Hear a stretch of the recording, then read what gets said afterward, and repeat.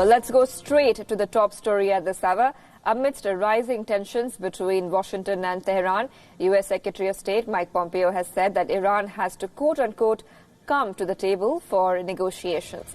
Pompeo, who is in Argentina right now for a memorial ceremony of the 25th anniversary of the bombing of Jewish Community Center, addressed the people of Buenos Aires on counter-terrorism. He said that the right way to resolve tensions between the two countries is by holding talks for negotiations.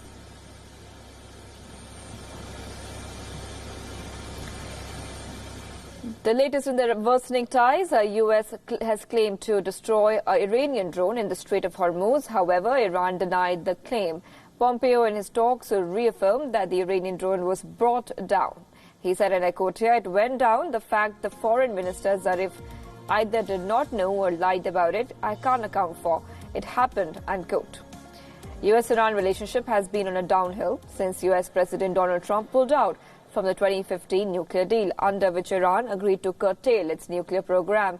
Since then, U.S. has imposed multiple sanctions on Iran, which has led to a crippling of its economy. U.S. has also isolated the Gulf country from the rest of the world, threatening to levy sanctions on any country that holds trade talks with Iran. Iran has released a video allegedly showing a drone and USS Boxer. The video shows the location of the incident before and after. U.S. claims to have hit the drone. Iran has disputed America's claims, saying that they have not lost any drone so far. One of the Iranian ministers has even said that U.S. might have hit their own drone by mistake. Earlier, the footage will show the drone's time when the Americans claimed that they shot down the unmanned aerial vehicle.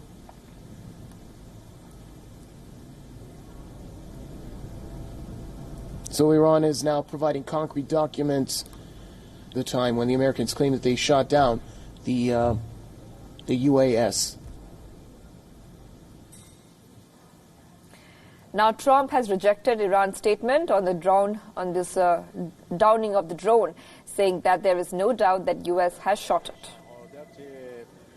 You're denying that you shot down a drone yesterday. There's no doubt about that, right? No doubt about it. No, we shot it down, and of course I'm sitting here behind the desk in the Oval Office. U.S. President Donald Trump says the assault ship Boxer, part of a U.S. amphibious group stationed in the Arabian Sea, has downed an Iranian drone which failed to abide to multiple retreat requests. It is not clear if the drone was armed.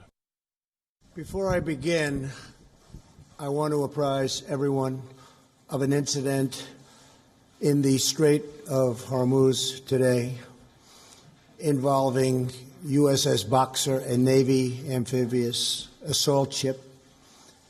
The Boxer took defensive action against an Iranian drone which had closed into a very, very near distance, approximately 1,000 yards, ignoring multiple calls to stand down, and was threatening the safety of the ship and the ship's crew.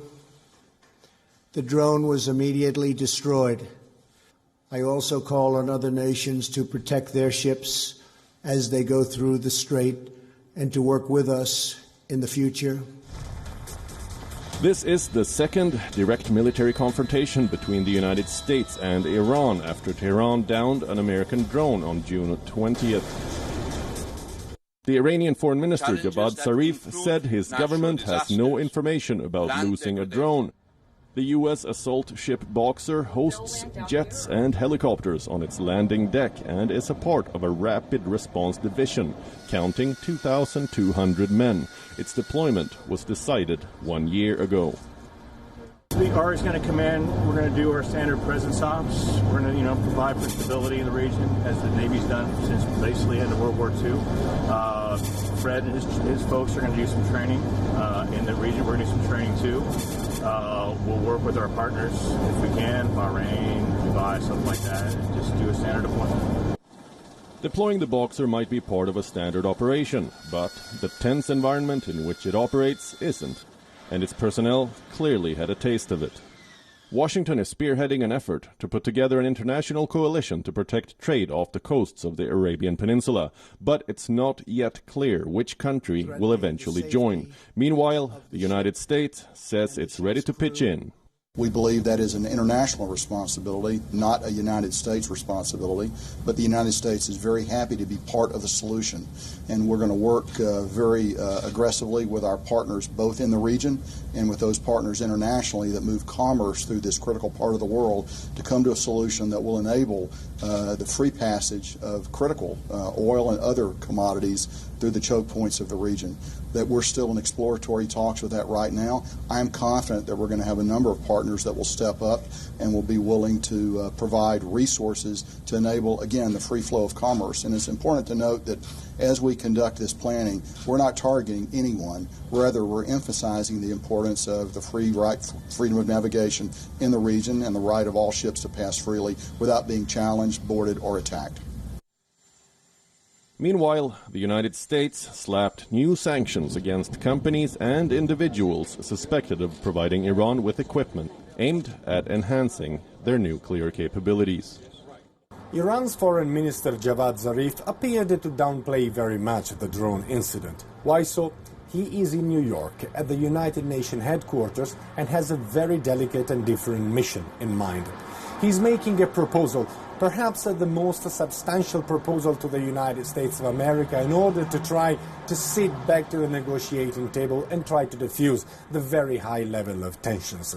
According to the 2015 nuclear deal, Iran in 2023, if all the parties would have respected the deal, would have opened its doors to the United Nations International Atomic Agencies even more and would have guaranteed its inspectors an enormous access to all its nuclear facilities. Javad Zarif told during a press conference that if the United States are ready to lift all sanctions against Iran, Iran is ready to take that action, which was meant to happen only in 2023, immediately, and would even start stopping the enrichment of uranium and also to get back within the stockpiling limits of the 2015 nuclear deal.